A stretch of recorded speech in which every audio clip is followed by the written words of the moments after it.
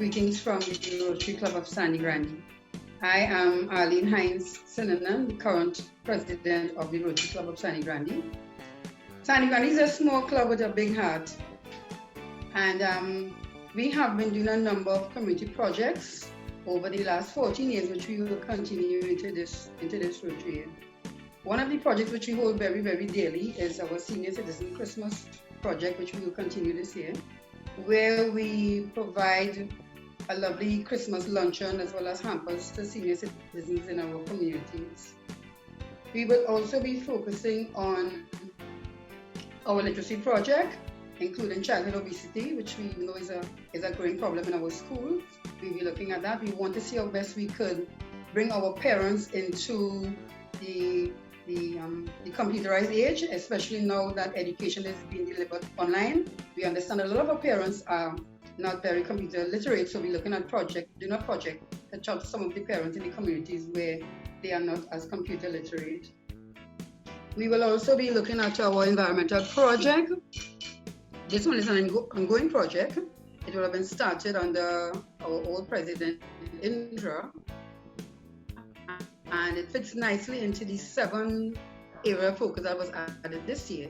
So we'll be doing our train line park, which is a project where we provide a laid-back environment, a nice green environment with park benches where members of the public can sit and relax and enjoy nature in all its splendor.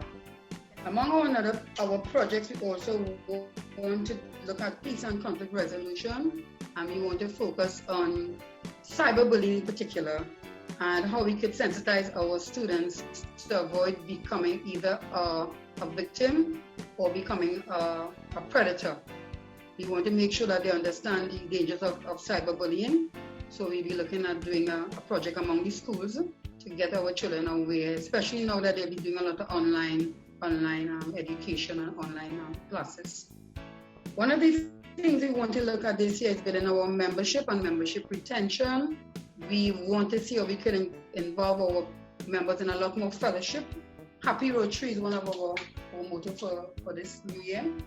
So we'll be doing a lot more fellowship. In an effort to increase our membership, we will be looking at doing a number of Zoom meetings as we try to implement the theme of Rotary opening opportunities. We see COVID as an opportunity. We open an opportunity for us to be a lot more creative and a lot more flexible and really tap into our skills as members. That's how we can move this club forward in this particular time. We are the Rotary Club of Sandy Grande. We are a happy bunch. We are committed forward to a challenging yet productive year as we try to create more and more opportunities to assist the less fortunate in our community. I thank you. Have a blessed Rotary year.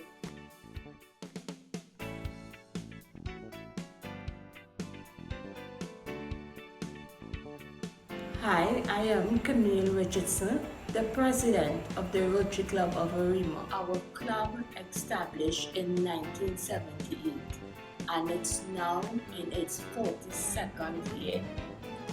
I am the 3rd female president and I have been a Rotarian for over 10 years. We continue to serve the community by donating wheelchairs, walkers, and food supply. At our annual Christmas luncheon for seniors, which has been ongoing for 40 years, we host approximately 350 senior citizens. Additionally, at Christmas time, we provide gifts, lunches, refreshment, and a surprise visit from Santa Claus for the less fortunate youths in our area. Checks for the year, which include health fairs, free market, and the establishment of a vegetable kitchen garden for a battered women's shelter. The club first fundraiser for the Rotary year will be our annual barbecue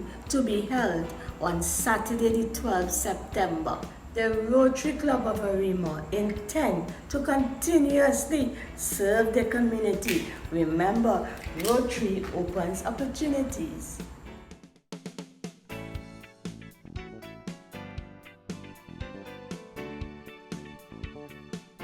year, as the president, one of my goals is to focus more on our relationship with our Rotary Club. I'm very proud to mention that the DRR, the District Rotary Representative for the year 2021, comes from the Rotary Club of Piarco. We have planned a professional development project that focuses on the businesses of young people and how young people can get into business ventures and what is involved financially, banking wise, and initiatives that will help them improve their young business. So we look forward to having more activities and more joint ventures with our Rotary Club. Rotary is dear to my heart. I'm very happy to see the significant changes taking place within the Rotary group in terms of the change in the age limit. When I was a Rotaractor in Guyana, I wish that the age limit was beyond 30. I wish that had happened in my time, but however, I am looking forward to continued relationship with our Rotary Club. We were not so much present in the projects last year. However, we plan to be more involved this year. The entrepreneurial seminar we have planned with our Rotaractors. We also plan to conduct a soup kitchen to feed the homeless this year. We plan to continue the project we had begun in the previous year, which is to install Rotary signage at the Churchill Roosevelt Highway and BWI Boulevard. We still have other projects in the pipeline that we will roll out as we meet again, and I will update you as we go along.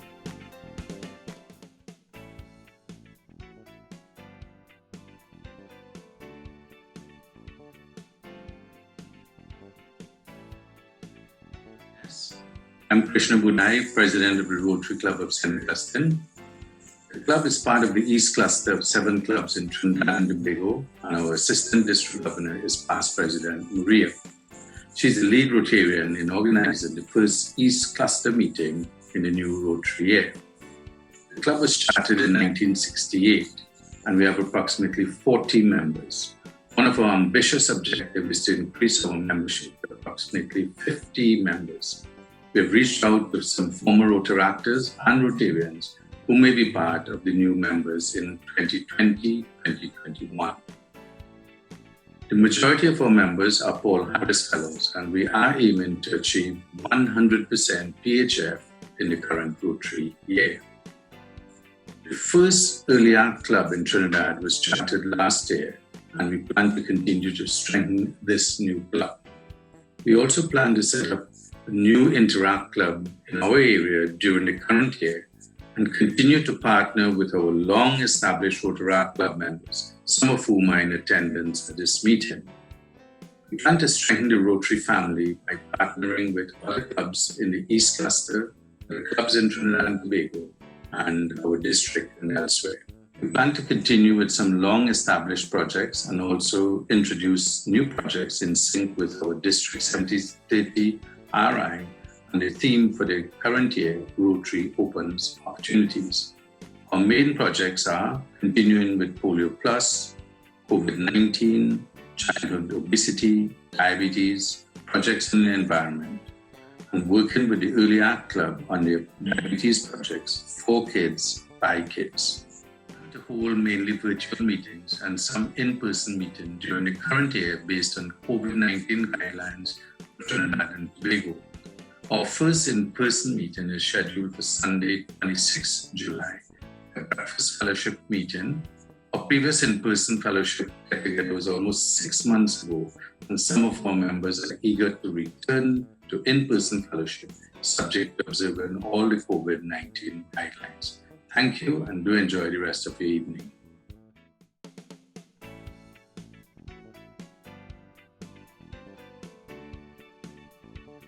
My name is Genevieve Campbell, and I am the president for the Rotary Club of Tobago for the year 2020-2021. A little bit about myself. I would have started off in Interact. I think I was there for between 1.5 to 2 years. Thereafter, I took a break. I went to university. When I finished university, I remember there being an interest mixer for Rotary. And after attending the interest mixer, I then joined the Rotary Club of Tobago. After Rotary, I felt like I could still serve in the Rotary family. And that pushed me then to move to the Rotary Club of Tobago. Now, a little bit about the Rotary Club of Tobago. The club was founded in the year 1969, so we are probably one of the older clubs within the district. In terms of membership, we are on the small side at present. We have 14 members on record, of which 10 are women and 4 are men, so we are kind of a female-driven club right now. Age-wise, the vast majority of our club members are under the age of 40, and as a matter of fact, most of us are past Rotaractors. We have 1 member over the age of 60. A couple of projects that I would like to mention. First of all, we have our Foresight project. This is in conjunction with Value Optical. On a personal note, this project is very important to me because I have to say that it was through the observation of one of my primary school teachers that it was observed that I myself have vision problems.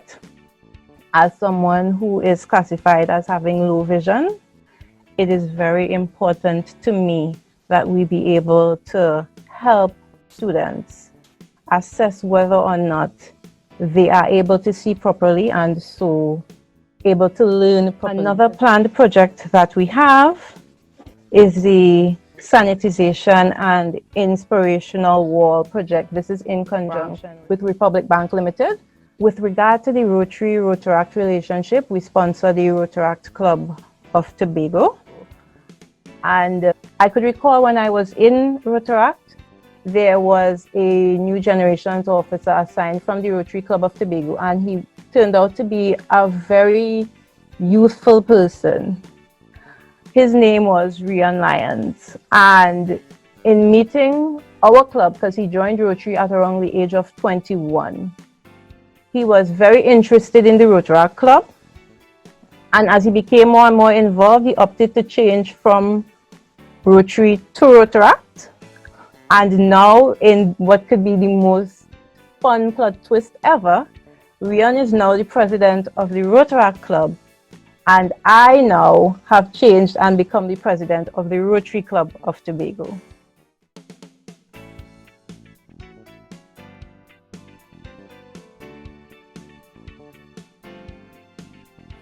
Hello, good evening. This is Curtis Gopi and I'm the proud president of the Rotary Club of St. Augustine West.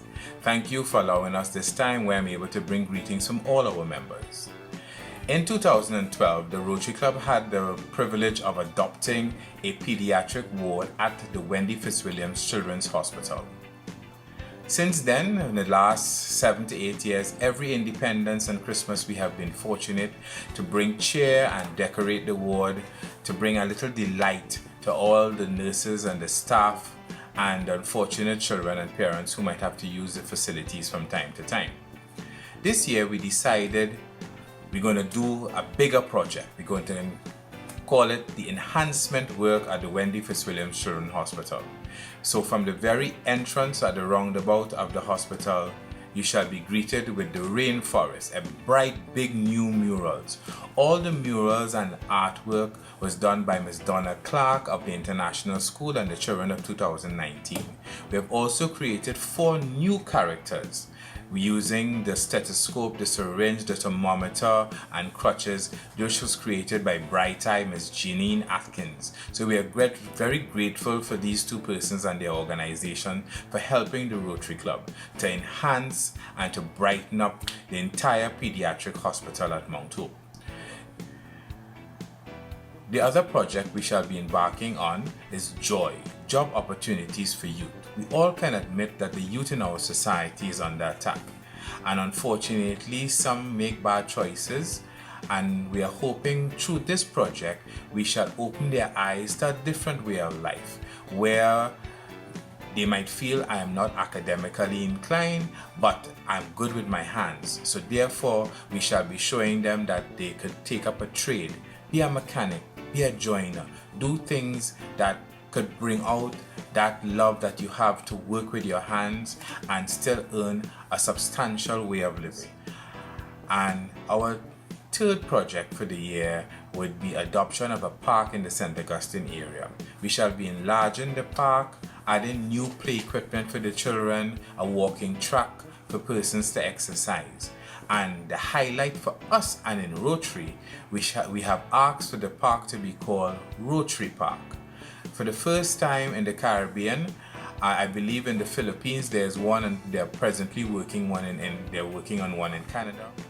So we shall work on this project and continue to upkeep the park, having the fact that it's named Rotary Park.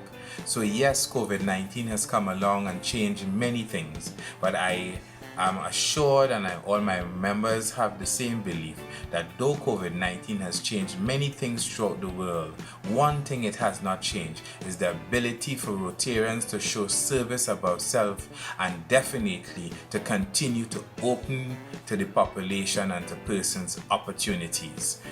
Thank you very much for allowing us this time, and I wish all presidents and all clubs and Rotary on a whole all the best for 2020-21.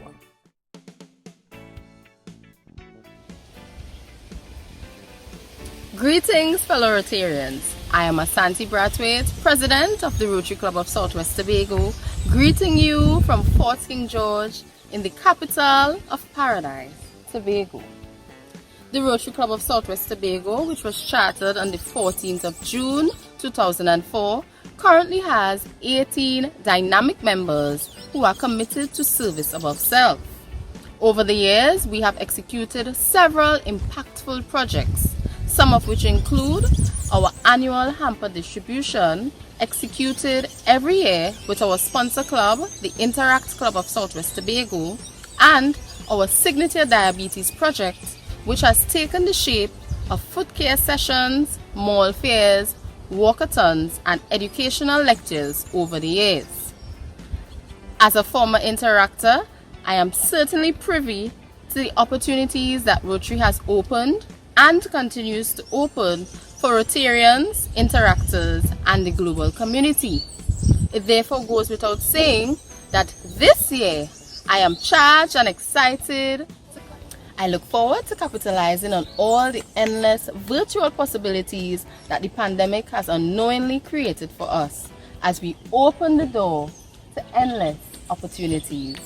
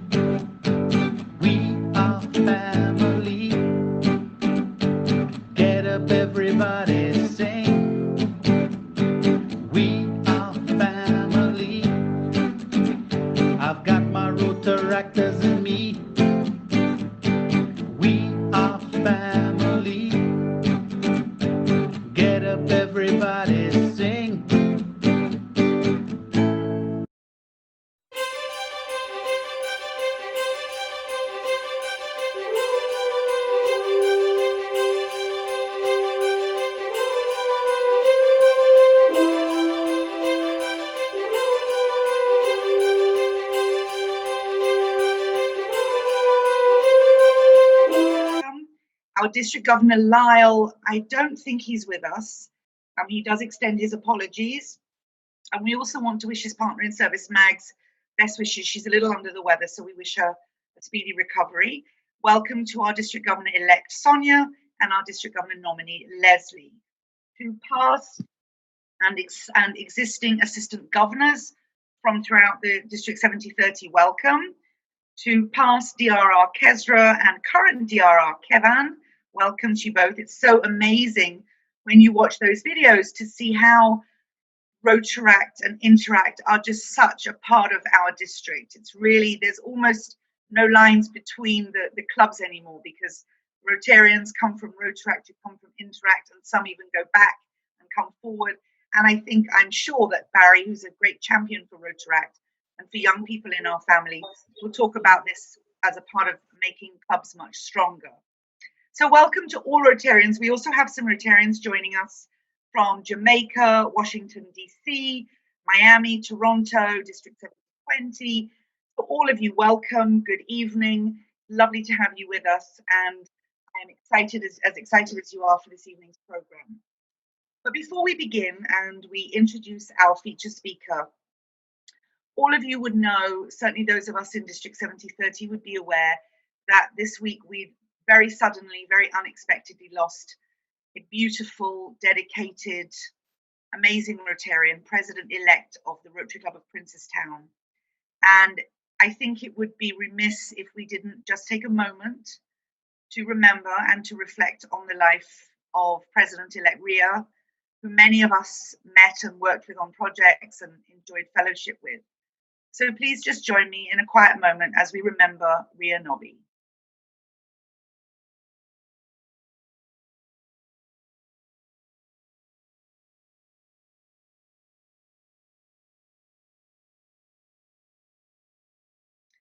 Thank you very much. May she rest in peace. And to all the members of the Rotary Club of Princestown, to Ria's family and friends, of course, love from all of us and our deepest condolences.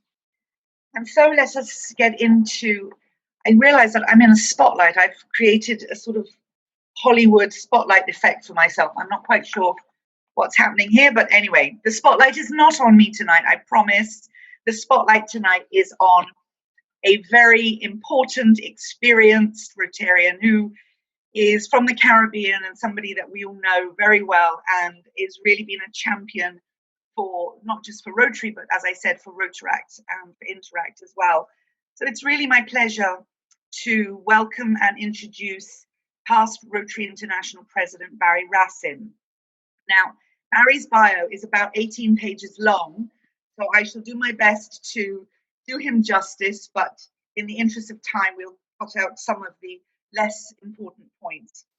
Barry was president of RI 2018-2019, as you all know, and the theme during Barry's year was to be the inspiration. And I think it's safe to say that Barry has been an inspiration for all of us in the Caribbean to the esteemed heights of president of Rotary International, something that really inspired all of us here in this part of the world. Barry is the first fellow of the American College of Healthcare Executives in the Bahamas and is retired after 38 years as president with the Doctors Hospital Health System in Nassau, but still is a director. The organization grew from 11 to 600 employees under his stewardship and was the first internationally accredited hospital in the region. Past RA President Barry has been a member of the Rotary Club of East Nassau since 1980. He served as president in 1987 to 88, district governor in 1991 to 92, RI director 2006 to 2008, trustee of the Rotary Foundation in 2016, 2017, and vice chairman of RI 2017. He served on many initiatives in the Bahamas and is currently the chairman of Volunteer Bahamas, a national program creating a culture of volunteerism in the country. He has also served RI and our foundation in roles such as the chairman of the RI Finance Committee, RI Training Leader, and Seminar Training for Training Leaders. His partner in service, Esther, has also and always been a strong supporter of Barry's Rotary efforts and of Rotary all over the world. She is a lifetime honorary member of the Rotary Club of East Nassau. Esther is a retired banker and a strong advocate for family values. She was a recipient of the Sir Deward Knowles Humanitarian Award.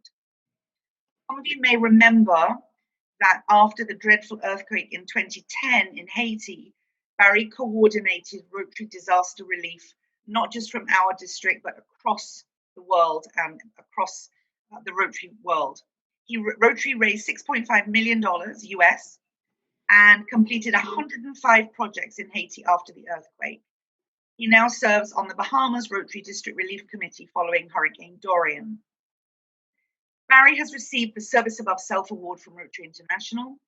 He was recognized with a National Award of Health Hero by the Bahamas Ministry of Health and PAHO, and a Healthcare Development Leadership Award from Healthcare Development magazine.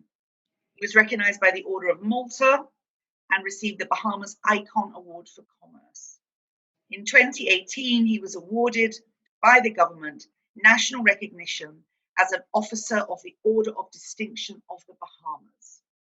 So, my friends in Rotary, we are in exceptional hands this evening, and it is my distinct honor and pleasure to welcome, to share with you his thoughts on embracing change, creating stronger clubs, past RI President Barry Racine. Barry, good evening and welcome.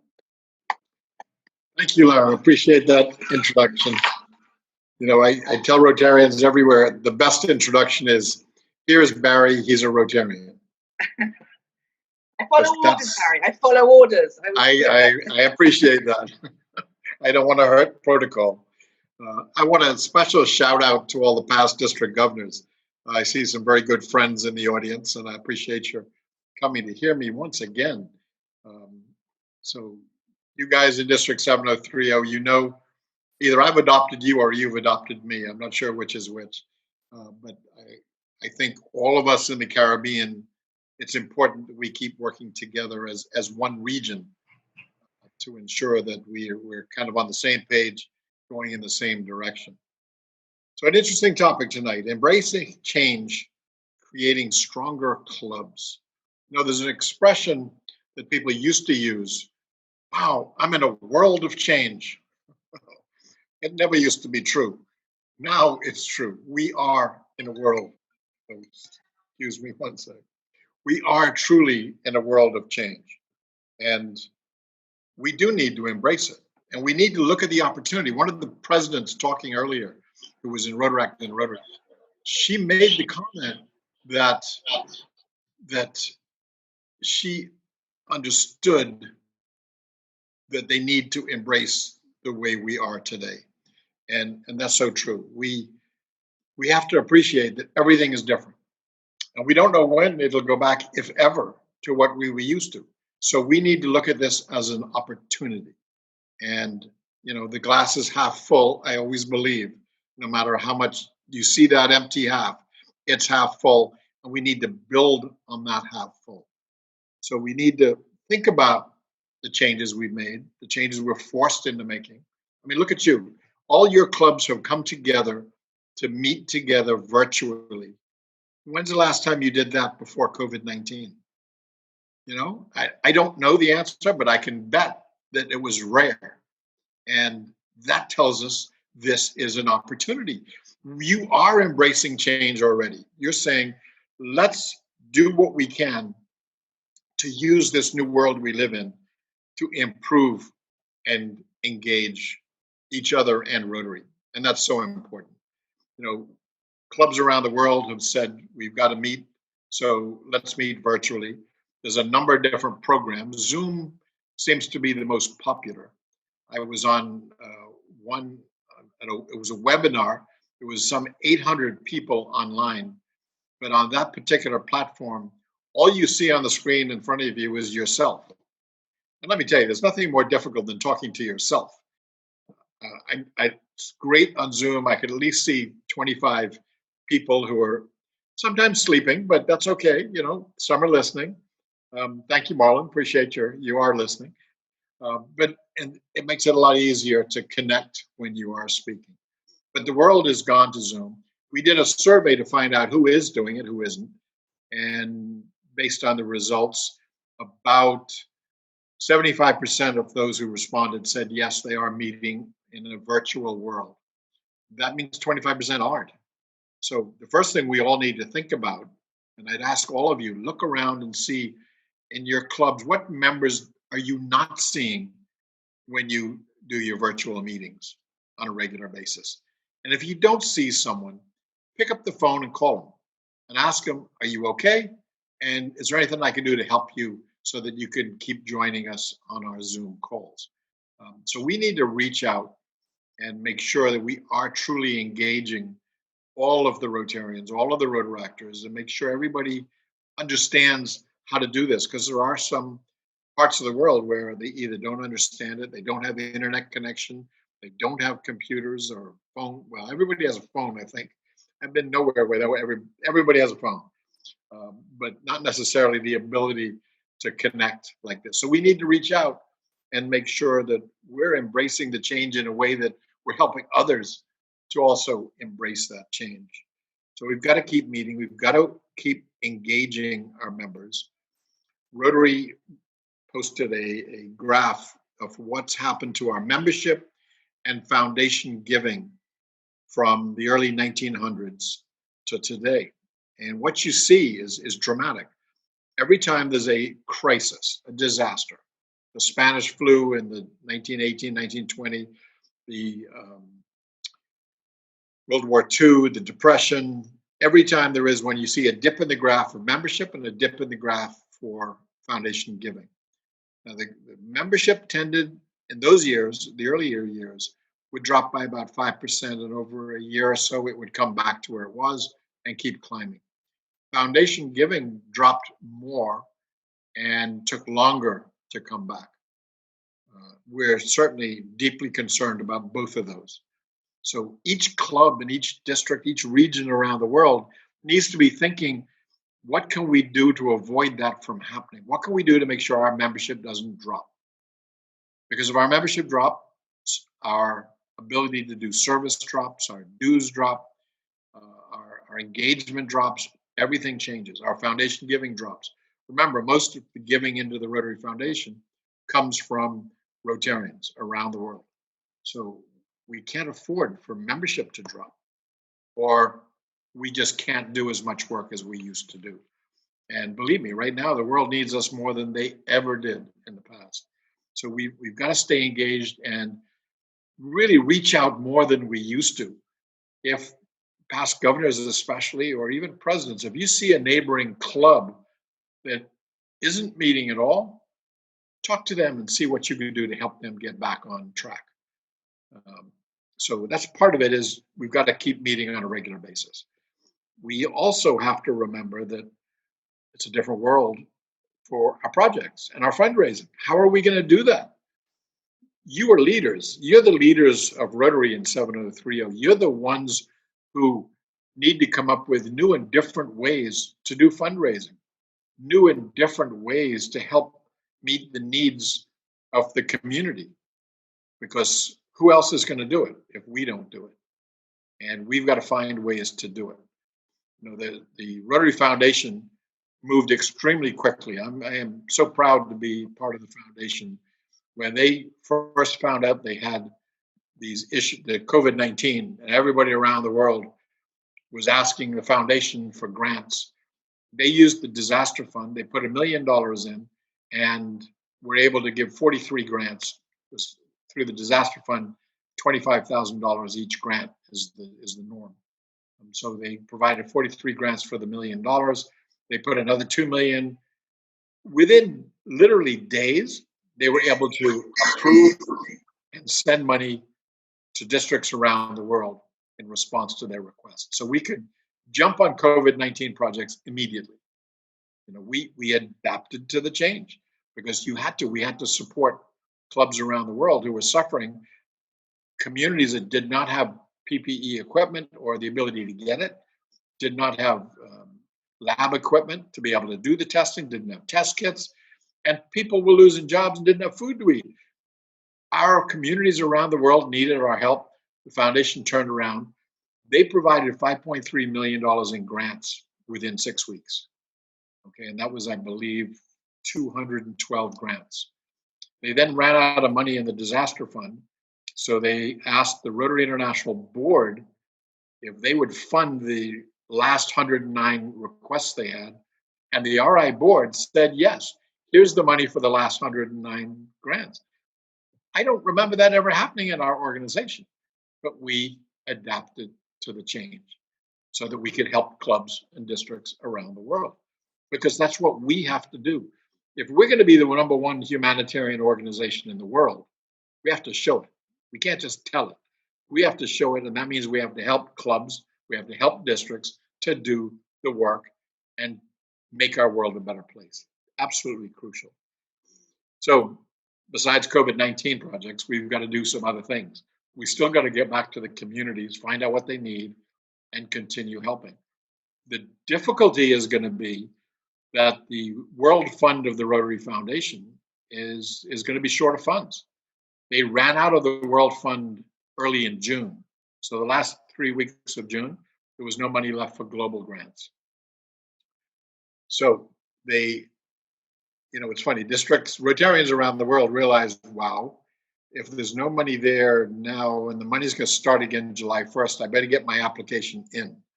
So during June, they got over 1,000 applications for global grants, which they started processing so they could use the funds that start again on July 1st. But what's going to happen now with this uptick in requests is we're concerned by the spring, the foundation won't have funds for global grants. So it'll run out even earlier this Rotary year than it did last Rotary year. That means we have to adapt to that. That's another change coming that we have to work with to figure out, okay, if we can't get our global grant, how else are we going to do it? Can we go to corporate sponsors who have an interest on our project? Can we team up with other districts or clubs around the world? We have to get creative, and we have to do that together. So more and more, I think our vision statement, which tells us that together we see a world where people unite, I think is really key. We've got to bring clubs together, districts together, working more together so that we can figure out what we can do and how we do it to make the world a better place. So working together in partnerships, I think, is more critical for us today than it ever was. And so we have to think about who can we partner with. You heard in my introduction, I'm working with Volunteer Bahamas. And what I've managed to do for the first time, I believe, in our history, is I've got a number of the NGOs to sit at the table. I say sit at the table. We were on a Zoom call, okay? But I still use the old terminology. But we're sitting at the table. I've got the Red Cross, the Salvation Army, the Crisis Center, Kiwanis, Zonta, Rotary. It was 15 organizations altogether. And we have agreed that we're going to work together and coordinate our efforts as nonprofits that are trying to do good in the community and use volunteers. And this Volunteer Bahamas will just simply be the catalyst to help us work together. Talk about change. That's dramatic. They tried this many years ago and everybody walked away and said, no, I'm going to do my own thing. Today, people realize we can't do our own thing. We need to work together. And if one organization, if Rotary has strengthened leadership, then we could help the Red Cross with their financials so that they can do that better than they used to, or vice versa. I mean, we can each share our expertise and we all get better, and then the community gets better. Talk about embracing change. It's really exciting that we're able to have those initial discussions. In 45 minutes, those 15 NGOs on the phone. And by the way, I'm told there's 900 NGOs in the Bahamas. I don't even know who they all are or what they do. So one thing we're going to do is put together a directory so everybody knows who's out there and what are they doing and when are they doing it and how can we help each other do it. I mean, again, it's unique and it's going to really help us make a difference to the country. Really very encouraging, I believe. We have to also remember, I mentioned earlier, you're all leaders in your part of the world.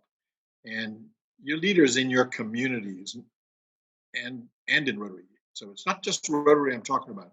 You are leaders. And as leaders, you need to show the community that you're there to help the community. So that means you have to step up as the leaders that the community needs. I'm going to tell you, I'm not going to give you the whole thing on it, but there's 5 elements of leadership that I think are really important. One is integrity. When the community knows they can trust the organization and trust the individuals in the organization, they want to help. and they feel comfortable with that. We have an individual in Georgia who wants to give us $250,000 for Hurricane Dorian relief, and he wants us to match it.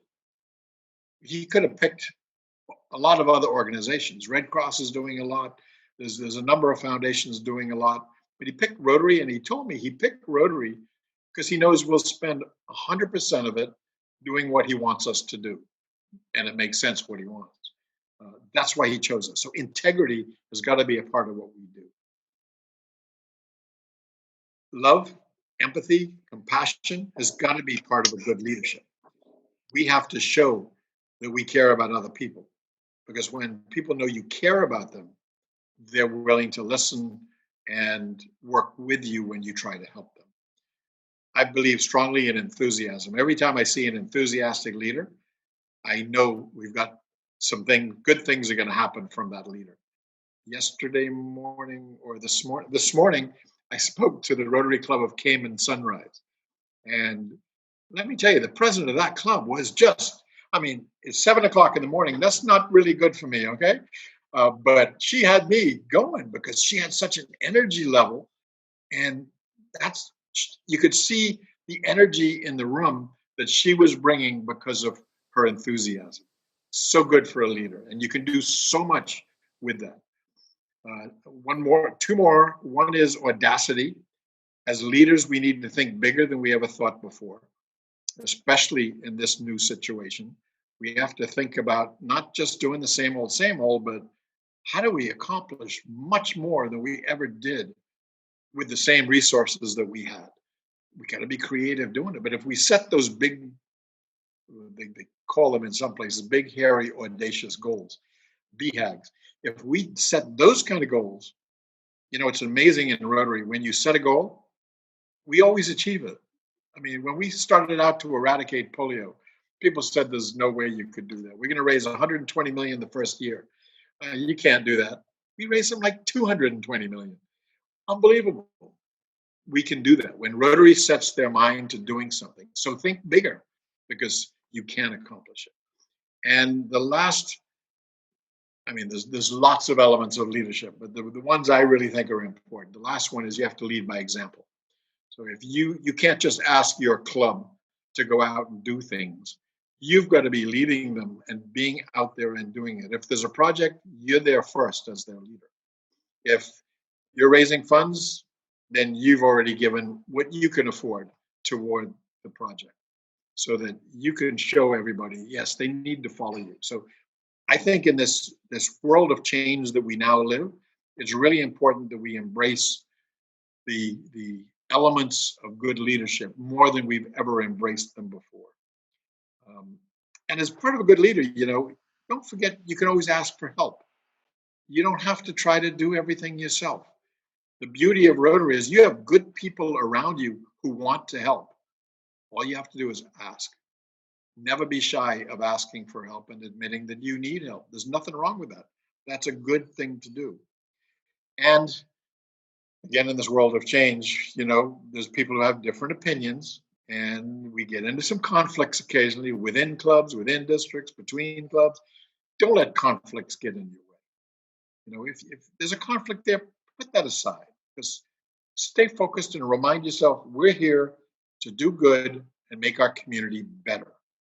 If there's a personality conflict, move it aside and take care of that somewhere else.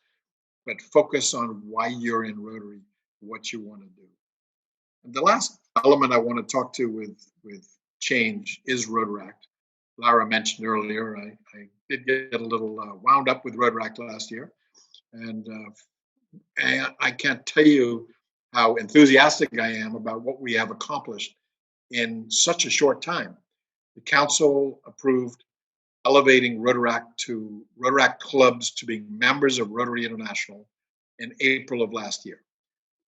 Unprecedented. They went from being a program of Rotary to being a partner and being close to equal to a Rotary club. And by the way, this is a journey.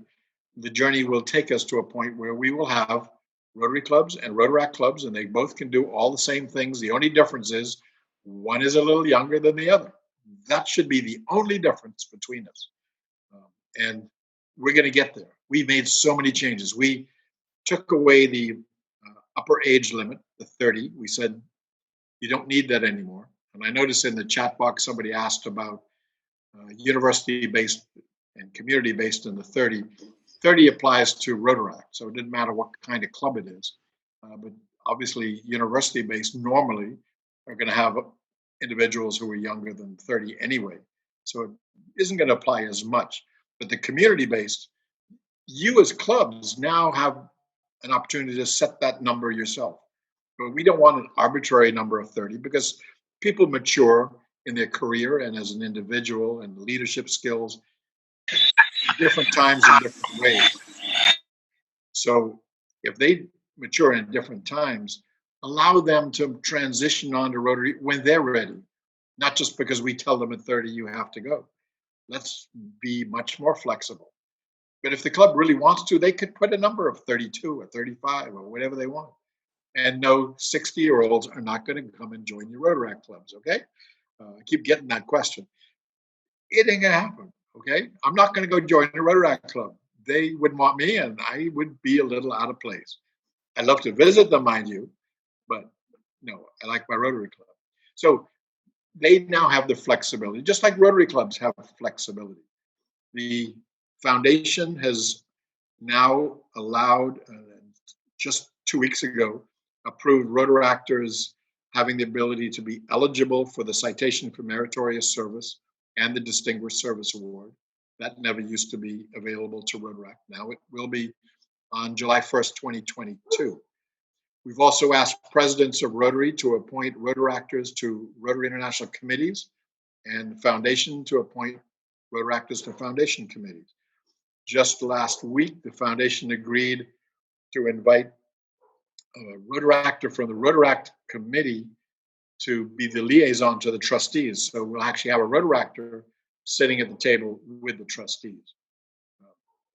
So more and more, we're getting them involved in everything we do. And that's a reminder to you, in your club, involve Rotaractors, and your committees. In your district, involve Rotaractors in your committees in leadership roles. Remember, they're equals. They're just like us, they're just younger. So let's include them. Let's get them involved in a way that they can really help and grow as individuals and grow as leaders. We're doing them a fantastic favor. So we're moving. I think the only thing left now is for Rotary International to completely change our database and our website. And that's going to be a little longer than I would have hoped because it's a whole lot of money. You all know when you change your software, it's costly. So we're talking millions of dollars. They have committed to do it. It's on the list.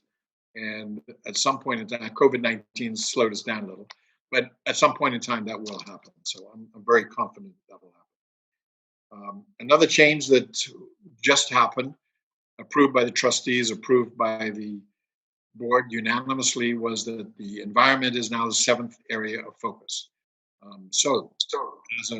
Now officially it comes in July 1st next year. That gives time to develop the details of what that means. However, that means as good leaders, the change you're looking at is, okay, as we move forward, what kind of projects can I do for the environment? We can't just stick to the same kind of projects we did, but let's do something for our environment while we can, now that there will be global grant money available.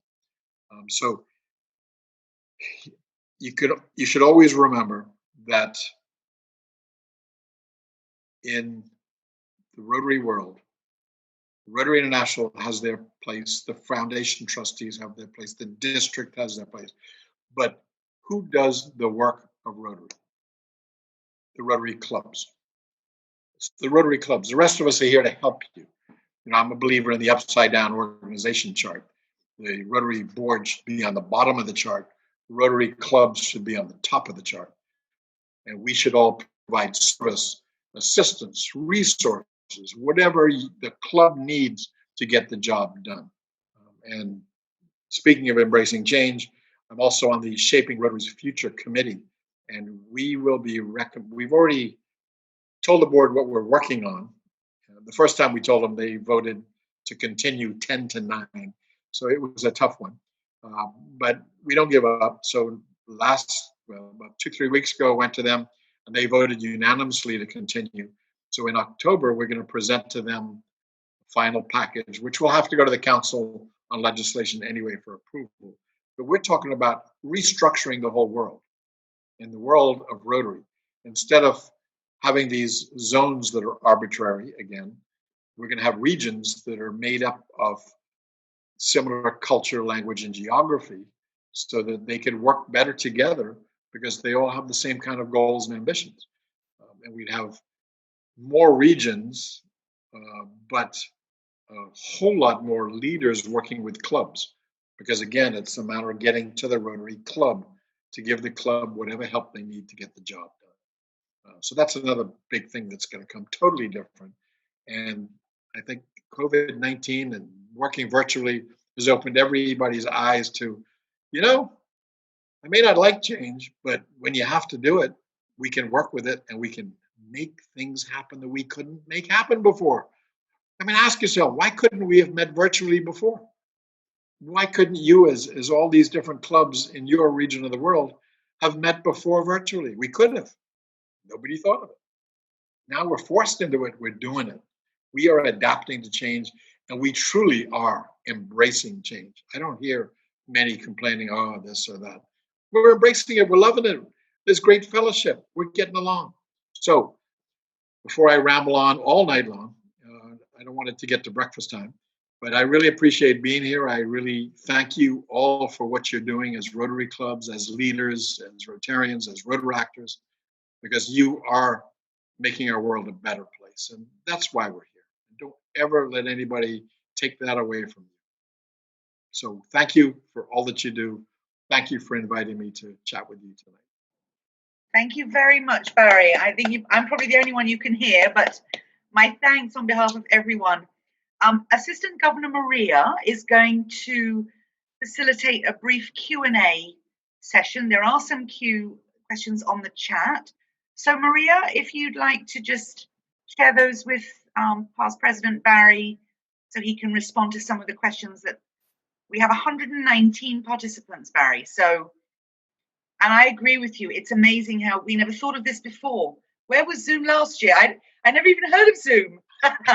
And then suddenly now I'm using it on a daily basis. Amazing. Absolutely amazing. Okay, Maria, over to you for a few minutes for the Q&A. Hi, good evening. Thanks very much, DG Lara and PRIP Barry. We have, you answered one question from AG Courtney of District 7070. We have another question from DRR Kezra. How important do you think it is to keep things the same in this season of change? Or should we see this as an opportunity for dynamic change?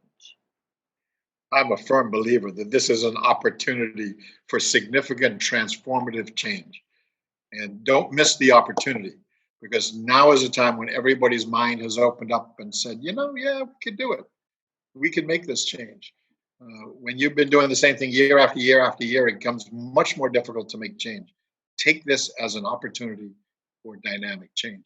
Absolutely. I totally encourage you to do that. And we had another question from Past Assistant Governor Ken, and everybody had, he got about 3 different responses to it. But it was, can somebody be a member of Rotary and Rotaract? And we have a few in our district, and I'm sure you have in yours as well. So, yes, we do. And yes, that's certainly permitted in the Rotary world. And some Rotaractors really enjoy joining a Rotary club while they're still in Rotaract. It gives them the ability to stay with their friends and still socialize and do what Rotaract does, but gives them a taste of what the Rotary Club is going to be like. And the ones I've talked to really enjoy doing it. Honestly, I don't quite understand why you would want to do that. That's my club takes enough of my time. If I'm a member of 2 clubs, I'll go nuts. But there are Rotaractors who love it. And so, yeah, if they want to do it, let them do it. By the way, keep in mind now that Rotaract clubs can start new Rotaract clubs and new Rotary clubs. So when they look out and don't see a Rotary club they want to join, they could start their own. That's a real opportunity for that transition from Rotaract into Rotary. That's good. Giselle, President Giselle said she coined it as Rotaractarians. So that was just a comment of her. And I suspect that you inspired, like your presidential theme, you inspired everybody because we don't have any more questions. Does anybody want to ask any Barry, PRIP Barry, anything directly? And we have one from Director Mullen of Rotary Club of Sandy Grande. Does the Caribbean have a unique strengths that you can see that we can use to our advantage to change? Oh, absolutely. I think, as I travel the world, I have to be very careful not to always talk about my club and my district and my region. But I did have to throw it in from time to time. We actually do an incredible job in 7020 and 7030. When you look at our membership growth in the zone, we're in the top. Okay. We know how to grow our membership.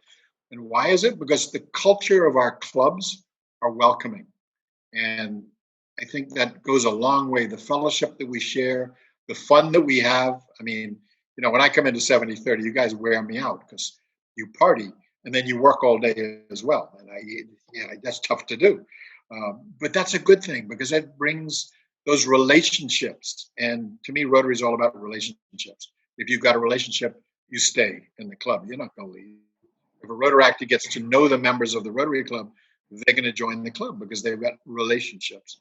And I think we're really good at building those relationships. And for the long term, that's a real advantage to us. When you look at what we're doing in Rotaract in our two districts, we're way ahead of anybody in the United States. Okay, we all look at the U.S. as the ultimate. The Caribbean region is really good with a lot of facets. Look at how many global grants we get within our districts from the foundation, and they're doing incredible work. We are both net receivers of funds from the foundation. So yeah, we're good at what we do in Rotary, and that's why I think we can keep growing. When I talked about the shaping Rotary's future and the regionalizing, one of the parts of that is having a leader. Right now we have 2 district governors.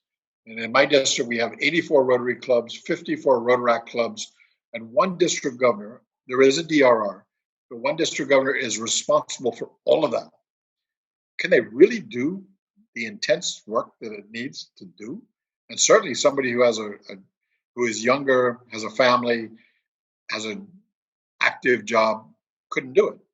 So what we want to do is create jobs where anybody could do it because they could fit it into their life, no matter what their life is like.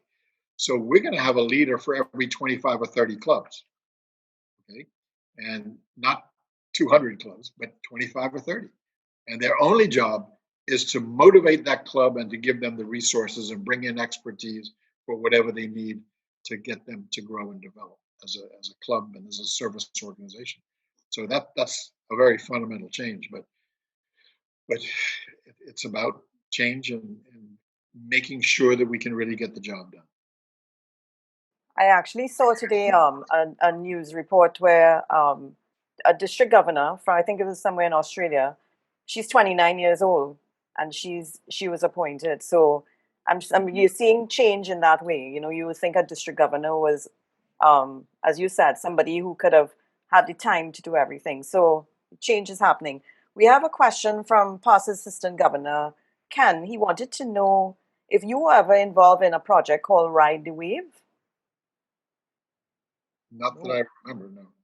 Okay, and one from A.G. Courtney from Toronto.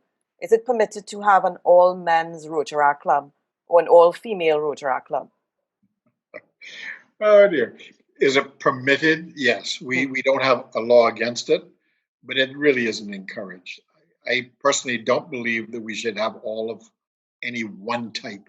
Our strength is our diversity. And remember, our bylaws say we should represent our community. That means all aspects of the community, whether it's gender, age, sexual orientation, abilities, race and ethnicity.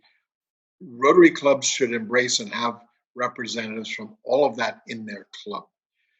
To do that, you need a mix of genders. Now, most Rotaractors, when you look at Rotaract around the world, they're actually more than 50% female. Okay. There are Rotary, we're around 23% around the world, but some parts of the world are 50-50. And some countries in Africa are already 50% female. So we're making progress, but some cultures, it's just more difficult than others. But no, I don't believe we should have any club with only one sex in it. But it's not for us to tell them, it's for us to excite them with the reasons why they need to change. And we have a question from Rotarian Vinood Bolaising. What advice would you give to younger, recently inducted Rotarians to quickly integrate themselves to their club and the Rotary family? That's a very good question, because you probably all know that it's in the first 2 years that we lose Rotarians that we lose. If they've been 2 or 3 years in Rotary, they're usually going to be there for the rest of their life. It's that first couple of years. So they've got to get to feel a part of the club. They've got to get engaged. They've got to do something for the club. And they got to be proactive with it. Some clubs are not as aggressive is too strong, but not as good at getting new members to participate in all the activities. And it's really important. They're there to do what the Rotary Club does. So there should be a special effort by the Rotary Club to get them engaged, but they need to be proactive with that as well. They need to be looking at, what is the club doing? I want to be a part of that. When I joined my Rotary Club, my club had back then 120 members, and I'm an introvert, and I'm thinking, how in the world am I going to settle into a club of 120 members? I'll never get to be a part of that, because it's just not my nature, not my personality. Rotary, by the way, has got me to know how to deal with that. But what I did is I took a list of every member of the club, and I made it a point every week when I went to the meeting to meet 2 new members of the club. And I check them off my list. And I met every member of that club over a period of time to be sure that I had met them all. And once you look in somebody's eyes, you meet them, you chat for a couple of minutes, you start to feel a connection. And once you have those connections, some are going to be better than others. Okay, let's face it. But if you have those good connections and you feel comfortable, then you're going to want to stick around. If you just sit in the background and wait for Rotary to bring you in, it could take too long and you get bored with it. And I have one question here. It isn't completed, but it's from current district chair for Polio Plus subcommittee. I'm gathering it's, why is it that so many Rotarians don't like to support the polio area at the foundation? But we saw this year where the Polio Plus structure was used to support COVID-19. Do you think that will? I think what he's meaning is that in our district, it has been seen that a lot of Rotarians don't like to support Polio Plus. Yeah, polio is a speech by itself. Okay, so I'll try to be brief, but we've got to finish the job of eradicating polio around the world. Many Rotarians are tired of hearing about it. They're tired of donating to it year after year. But we have to remind ourselves we made a promise to the children of the world in 1985 that we would get rid of it. And we've got to stick to that promise no matter how long it takes. We've come an incredible way from 350,000 people a year to less than 150 this year. We're almost there. Nigeria will be certified next month as polio free. So it's just Pakistan, Afghanistan. Rotary has actually spoken to the Taliban to get them to stop doing what they do so we can immunize the children. Bill Gates has talked to the chief of the army to tell him that he needs to continue doing what he does. Rotary is going to get this done. It is our number one priority, and we will continue it. But yes, there is donor fatigue, as they call it. On the other hand, with all the drop in foundation giving over the last 6 months because of COVID-19 and people losing jobs, etc., guess what? We reached our $50 million goal for Polio Plus. We never dreamt. Early in June, we were $11 million short. And we put the word out, we cannot be short because Bill Gates is going to match us 2 to 1. We can only get his 100 million if we collect 50 million. And by midnight, June 30th, we had $50,400,000. Unbelievable. Unbelievable. So we're going to do it, and we need Rotarians to keep supporting it any way they can. If only every district gave a certain amount, I think it was $1,500, something like that, then we could achieve it. So if we all do it, then we can make the results and get the dollars we need to finish the job. That's wonderful news. One last question. How far out should clubs set their strategic plans in light of uncertainty of COVID? Well, you can't let COVID hold you back from strategic planning. I'm a believer that the president, president-elect, president nominee, if you have one, the three of them need to plan for the 3 years and always be looking at that 3 years rolling over. So you've got a minimum of 3 years. If you've got big projects, maybe longer. And keep in mind, the foundation now is looking for longer term projects. They've approved a large grant of $2 million. They're going to have just one for the year, but it isn't expected you can spend it in a year. It's a 3-year project that they're going to give you a global grant for. So we've got to start thinking longer term. In Haiti, we have a plan to bring fresh potable water to every citizen in the country. Our plan is for 12 to 15 years to get that done. Okay, we've got to be thinking long term. If we keep thinking short term, then we only do short term projects. The only way you can really be transformative is to think longer term. Minimum 3 years, preferably 5 or 6. Thank you very much. Thanks, Maria, and thanks to all of you for your questions. And I definitely agree that the long-term sustainable approach is what we need to be looking at. I think certainly for the Caribbean, I'm so excited that the environment is now an area of focus. We've been calling for that for a long time. That's a fantastic thing for us to have on our platform. But really the sustainability, the long-term strategic and sustainable impact of clubs and projects can be built on the partnerships that you talked about, Barry. So partnering with other NGOs, you don't have to be in this alone. And we have a similar situation in Trinidad where we have hundreds of NGOs. Some are just, one man in his house. Others are Red Cross, Rotary, Lions. But in that spectrum, there are people trying to change communities, families, education, you name it, all of the things that Rotary does.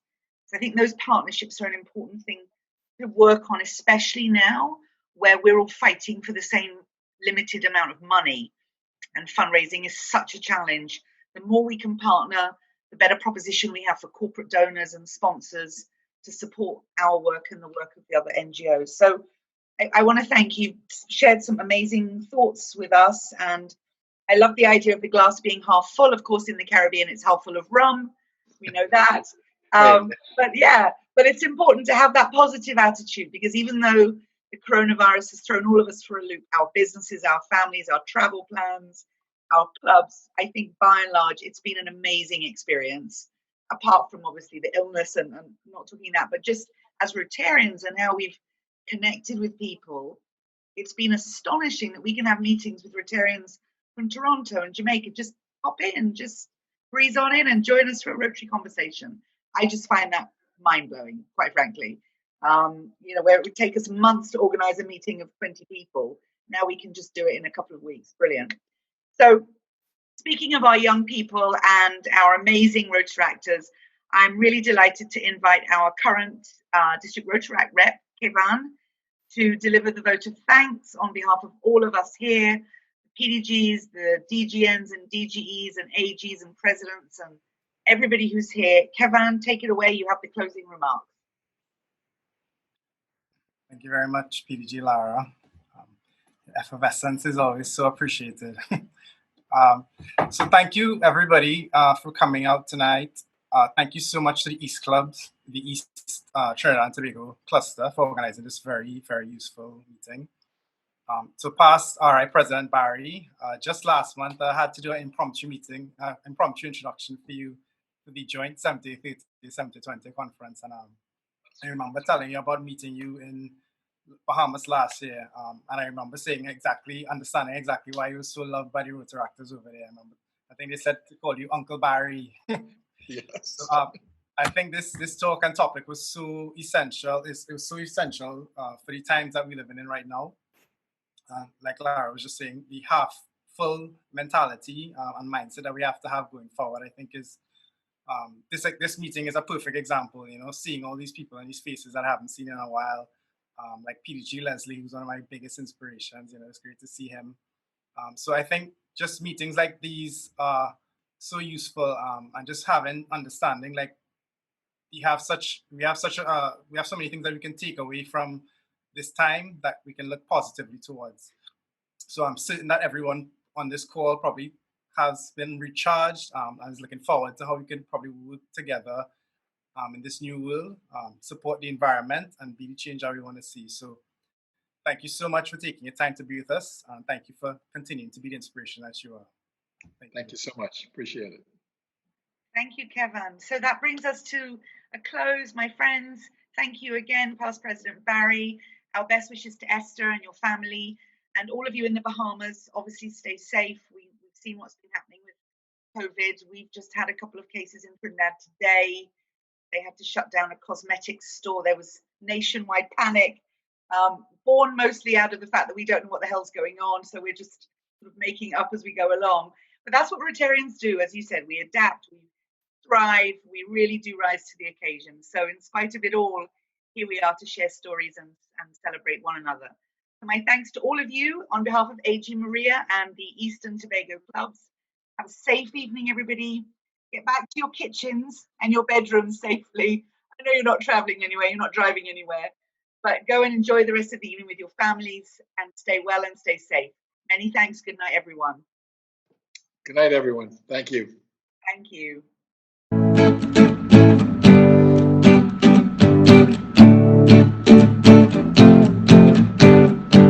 We are family. I've got my Rotarians in me. We are family. Get up, everybody, sing.